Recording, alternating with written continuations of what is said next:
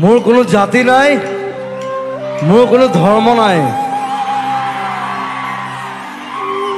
মোৰ কোনো ভগৱান নাই, মই মুক্ত, মই কাঞ্চনজংঘা। সো হেল্ল' গাইজ, আজি মই উপস্থিত আছোঁ সোণাপুৰত জুবিনদাৰ সমাধিস্থলত। আৰু এই সমাধিস্থল কম মন্দিৰ যেন বেছি লাগে। ইয়াতে মানুহৰ সমাগম এনেকুৱা যে ক'ব নোৱাৰি, এনেকুৱা মানুহৰ সমাগম মই লাইফত ফাৰ্ষ্ট টাইম এনেকুৱাকৈ দেখিছোঁ যে বেলেগ বেলেগ ধৰ্মৰ মানুহে আহি ইয়াত জুবিনদাৰ কাৰণে প্ৰাৰ্থনা কৰিছে।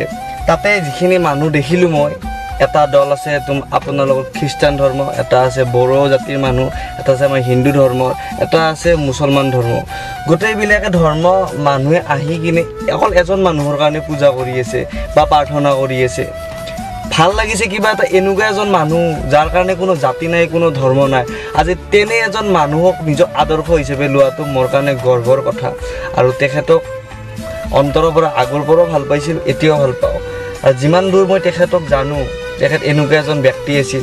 ব্যক্তি বুলি ক'বলৈ ভুল হ'ব, সঁচাকৈ এজন এনেকুৱা ব্যক্তি ভগৱান স্বৰূপ। এতিয়া কোনোবা জাতি ভগৱান বুলি মাতিব, কোনোবা জাতি আল্লাহ বুলি মাতিব, কোনোবাই গড বুলি মাতিব পাৰে, কিন্তু সকলোৰে কাৰণে নামটো বেলেগ হ'ব পাৰে, কিন্তু ওপৰত যোনজন আছে সেইজন বুলিয়ে ক'ব লাগিব তেখেতক। কাৰণ তেখেতে আমাক যিখিনি দিছে সেইখিনি আমি কাৰো পৰা পোৱা নাই। ভগৱান আছে, আল্লাহ আছে, যীশু আছে, কিন্তু আমি দেখা নাই।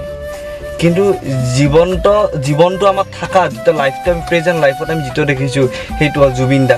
জুবিন গাৰ্গ নহয় আচলতে, জুবিন দা বুলি ক'লে মানে দাদা বুলি মাতিলে নিজৰ লাগে। আৰু তেখেতে নিজে কৈছিল যে তেখেতৰ আমি হেনো সন্তান, আৰু তেখেতক সকলোৱে নিজৰ ঘৰৰ বুলি মানে, আমিও নিজৰ ঘৰৰ বুলি মানো। গতিকে তেখেতক জুবিন দাদা বুলিয়ে মাতিব লাগিব আমি, যিহেতু তেখেতে ভাল পায় জুবিন দা বুলি মাতিলে, তেখেতক দা বুলি সদায় মাতিম। আৰু তেখেতৰ কাৰণে সদায় মনত শ্ৰদ্ধা ভক্তি থাকিব আৰু সদায় ৰাখিম। মোৰ কোনো জাতি নাই, মোৰ কোনো ধৰ্ম নাই, মোৰ কোনো ভগৱান নাই, মই মুক্ত, মই কাঞ্চনজংঘা। দেখিলোঁ, শুনিলোঁ, বুজিলোঁ, আজি প্ৰমাণিত হ'ল যে তেওঁৰ কোনো জাতি নাই, কোনো ধৰ্ম নাই, তেওঁৰ কোনো ভগৱান নাই। কাৰণ তেওঁৰ আজি সমাধিস্থলত সকলো জাতি জনগোষ্ঠীৰ মানুহ আহিছে, সকলো ধৰ্মৰ মানুহ আহিছে, সকলোৱে অন্তৰ মনৰ পৰা তেখেতক প্ৰাৰ্থনা কৰিছে। চাই ভাল লাগিল। আৰু জুবিন দা, মিছ কৰিম তোমাক, বহুত মিছ কৰিম। আৰু সেই ৰঙালী উৎসৱ, সেই ৰঙালী বিহু মিছ কৰিম, য'ত আমি তোমাৰ কথা ভাবি তোমাৰ নাম লৈ জয় জুবিন দা বুলি কৈ কিনে উৰা মাৰি বাইকেৰে যাওঁ। তোমাৰ সেই গান, মাজুলীত এজনী ছোৱালীয়ে দুখ পালে গান, তোমাৰ সেই মায়াবিনী ৰাতিৰ বুকুত, সকলো মিছ কৰিম জুবিন দা, সকলো মিছ কৰিম। বহাগ আহিলে যেন তোমাৰ কথা মনত পৰে, জুবিন দা ক'ত প্ৰগ্ৰেম আছে আমি চাব যাব লাগিব, সেইবিলাক মিছ কৰিম। আমাৰ কাৰণেতো এতিয়া ৰঙালী উৎসৱ নাই, ৰঙালী বিহু এতিয়া নাই, ৰঙালী বিহু কঙালীত পৰিণত। ইয়াত আহি মই এটা কথা বুজিলোঁ যে জুবিন দাই ঠিকে কৈছিল, তেওঁৰ কোনো জাতি নাই, কোনো ধৰ্ম নাই, তেওঁ মুক্ত। আচলতে সেই মুক্ত ব্যক্তিজনকে আজি সকলো ধৰ্মৰ মানুহে আহি কিনে ইয়াত প্ৰাৰ্থনা কৰিছে তেখেতৰ কাৰণে। মই তাত দেখিলোঁ আপোনালোকৰ ভিডিঅ'টোত দেখাম যে কেনেকৈ খ্ৰীষ্টান ধৰ্মৰ মানুহে বাইবেল পঢ়ি আছে, কেনেকৈ বড়ো ধৰ্মৰ মানুহে তেখেতক পূজা কৰি আছে, হিন্দু ধৰ্মৰ মানুহে পূজা কৰি আছে শৰাই দি, মুছলমান ধৰ্মৰ মানুহে পূজা কৰি আছে। তেখেতৰ কাৰণে সঁচাই কোনো জাতি ধৰ্ম নাই। আৰু সেনে এজন ব্যক্তিক নিজৰ আদৰ্শ হিচাপত ল'ব মই খুবেই আনন্দিত। আগৰ পৰা তেখেত মোৰ আদৰ্শ আছিল, তেখেতৰ গান গাই ডাঙৰ হৈছোঁ মই।